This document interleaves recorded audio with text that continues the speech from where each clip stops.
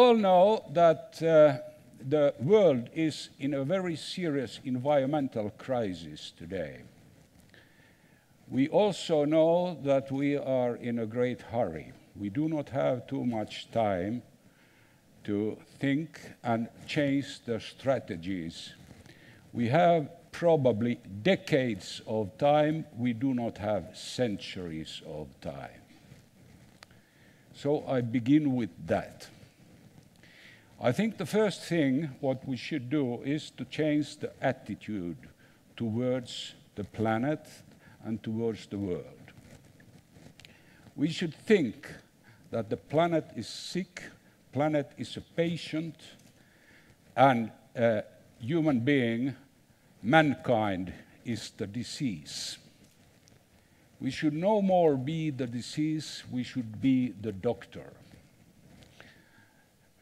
And this is why I will present to you first 3 different strategies which can be realized simultaneously, and I take as comparison healthcare. The first strategy should begin very quickly, and it cannot last for a long time. I would call that as a first aid of this sickness. We have immense resources on the earth. We have all the armies. And the armies' costs are about $1,500 billion per year. $1,500 billion. And all that is, the goal of that money is to destroy, to kill. Destroy other armies, destroy and kill other people, other cities and so on. So my first proposal, my first suggestion here is we should join the armies. We should declare a new war, but not between the armies, not one army against another army, but we should declare a defensive war, how we should take care of the dangers of the future. In this way, we could give to the armies tasks, and the armies are good because they obey the tasks. The armies are also good that they don't protest, they are not democratic, they do what they are told to do. And if we give to the armies the task, for example, reforest Sahara, so that what seems to be impossible becomes possible. Because the reforestation of Sahara, that costs about 1/6 of the money of the resources what is used today to these armies. So my first aid is join the armies, declare a new kind of war. Then comes as the next step, usual healthcare. We have a wrong kind of production. We produce things and we do not plan, we do not make the design work properly in the way as in the speech earlier was presented. So we need a new kind of industrial revolution. And that revolution must change all the different parts of the production and of the consumption at the same time. It has to change the traffic. We cannot use the cars anymore. It has to change the energy production.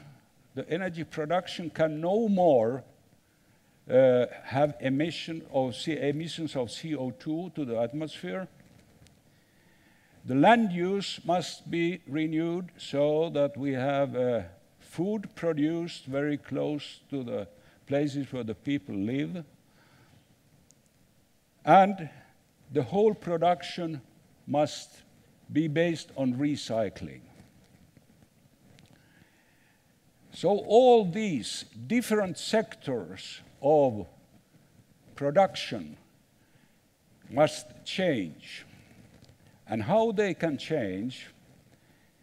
They can actually, in the best way, change by building so-called eco-cities, where in eco-cities all these different changes are taken into consideration simultaneously.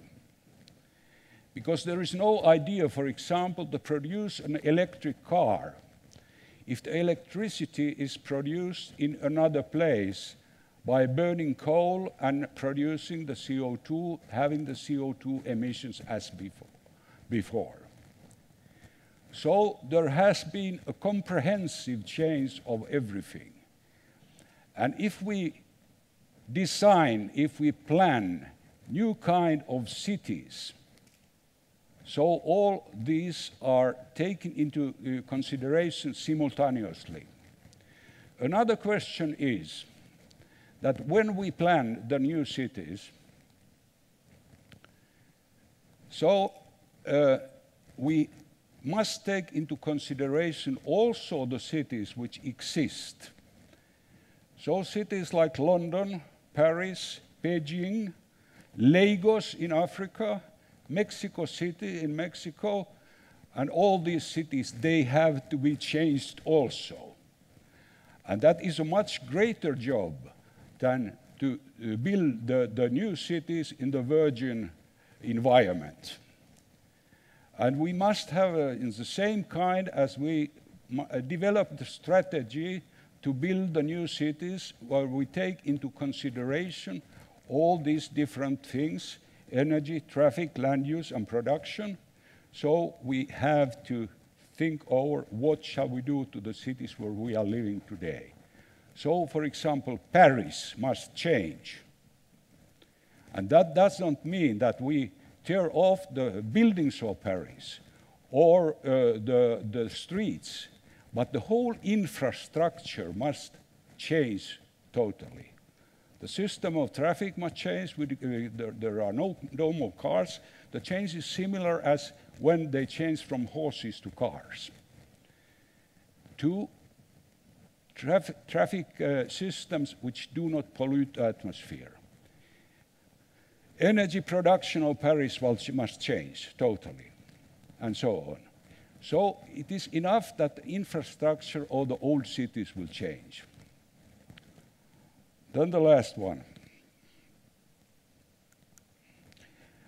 Preventive cure. The preventive cure is the slowest of these three. The preventive cure is that we must change during the next generations totally the values what we have today. The values are too materialistic. We must renew the values. We must have more spiritual values. We must appreciate different things than we appreciate today. A big car is ridiculous, for example. You do not waste. You use your objects until to the end, in the way as, I don't remember your name, sorry, but anyhow, as was presented earlier. Okay, so that is the main question, actually. But I don't believe that that can be changed during the next years or even during the next 20 years. But it absolutely can be changed by the generations. The generations will change their values. And then we are having a very good background to the other two strategies what I proposed here. I think there are two ways of changing the world. The first one is from grassroots upwards. That is what everybody can do individually. Individually, everybody can do so that they consider their consumption manners, and that is already something. I must confess that I am a criminal. Yes, yeah, criminal. Criminal speaking to you. I drive a car daily, you know. I eat meat, you know, from an animal. I have more than 2 children. That is the worst thing.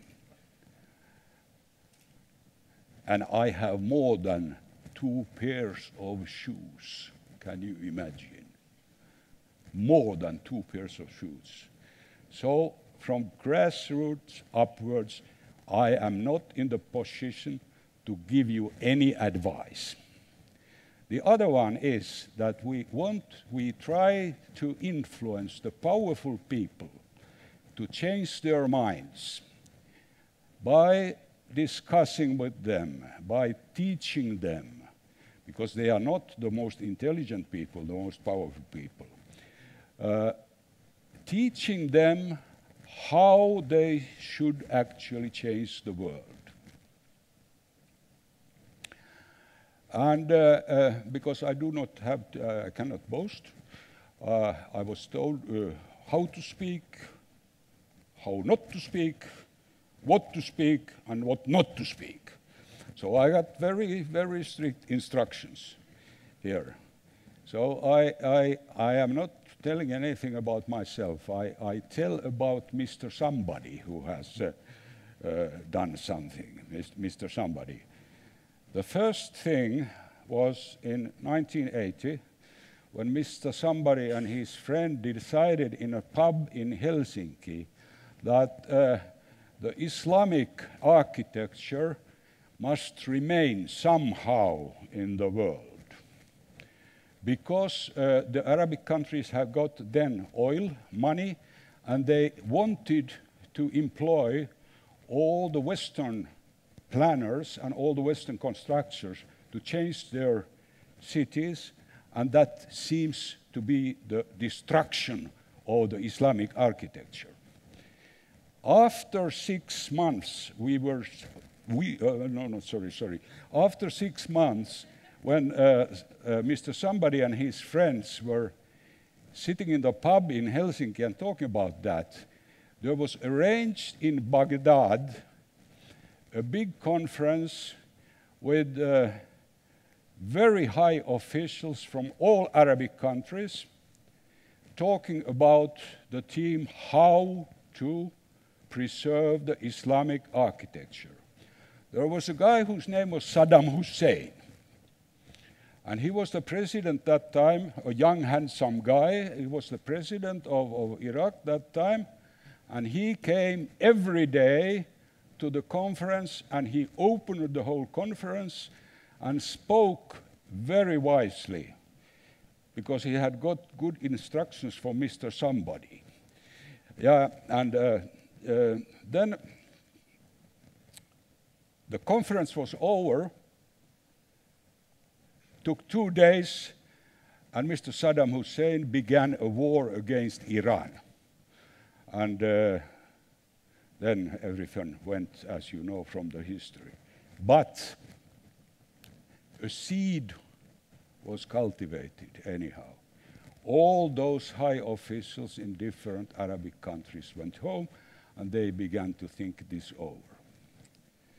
Next case. The Finnish parliamentarians are similar as the parliamentarians in different other countries. They think 4 years forward to the next election. And that is a pity, because they should think more forwards, decades forwards. And in this, for this reason, there was created a new committee in the Finnish parliament, and that was the first in the world. And it is now an official part of the Finnish parliament, and that committee has as its task only to think about long-term future questions. Now again a problem. A problem is that the legislation, the everyday legislation, does not follow those long-term visions what the future committee has. But that will also probably change. Number 3, development aid in Africa has been criticized a long, long time. That's why Mr. Somebody made about 20 trips to sub-Saharan Africa, wrote a book about those trips, and came to a conclusion, what should be done with Africa. And now I ask you, what of the 4 issues is most important? Environment? No. Education? Hands up if you think so. Family planning? Government? Okay. Now it says, I have to go to the last one. China is the next one. In China, they have begun to build Ecocities.